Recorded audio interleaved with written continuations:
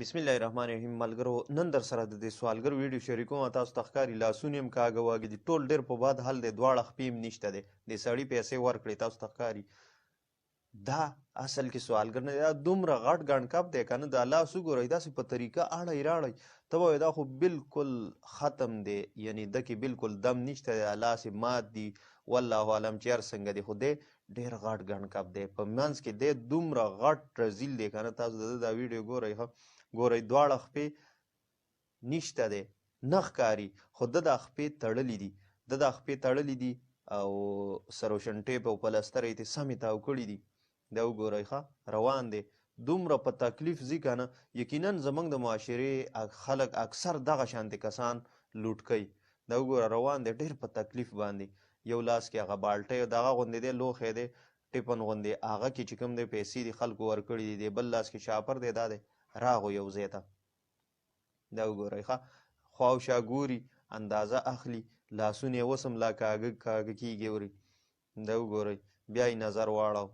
ته به بالکل پالج والی داسې ګډ وډ یې ځان نه جوړ کړی دی خو دی اصل کې سم دی تاسو یې اوس تماشه کوئ ښه ګوره ټوپۍ یې وغورځوله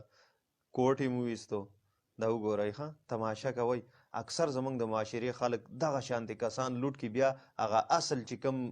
د زکات خیرات او صدقې حقدار وي هغه بیا محروم پاتې شي ځکه پیسې خو موږ سره چې څه وس کېږي هغه موږ داسې کس له ورکړي وي حالانکې دا وګورئ پلستر یې خپې نه کولاو کړو د بلې خپې نه هم پلستر کولاو کړو ګورئ ورته تماشه کوئ ښه بیا اکثر موږ بیا وایو چې موږ خو د الله په رضا پیسې ورکړي حالانکې هم داسې کس له ورکړي ګڼکپ له هم ورکړي په چل یې رانه والي وي نو بیا زموږ ثواب هم نه کېږي دا وګورئ کپړې لرې کړې په شاپر کې واچولې تماشه کوئ تاسو ښه خالي دا وګورئ ښه اوس یې بل کم کمال کړی دی دواړو خپو سره چې یو سړی پې لاس ووایي هغه ته یې خپې نه ښکاري ځکه دې ته یې د پاسه چې کوم دی بل پاجامه غوندې ور اچولی ده داسې پینټ یې کټ کړی دی هغه یې ور اچولی دا وګورئ زنګونونه یې پکې بار راویستي دي نو دا وګورئ تاسو ته ښکاري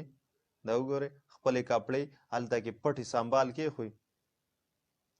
خپلې کپړې پټې سنبال کېښوئ او هغه دی وګوره داسې یو ډرس یې واچو تماشه کوئ تاسو ښه بیا اکثر مونږ وایو چې مونږ خو سوالګر له پیسې ورکړي دي حالانکې هغه مونږ نه ګڼکپ والي ګوره جیب کې څومره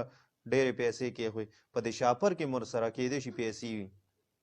دا وګوره خپل ټول لوک یې چینج کو هغه د بایک ورته ولاړ دی ښه قیمتي موټر سایکل ورته ولاړ دی وګورئ سور شو پې او لا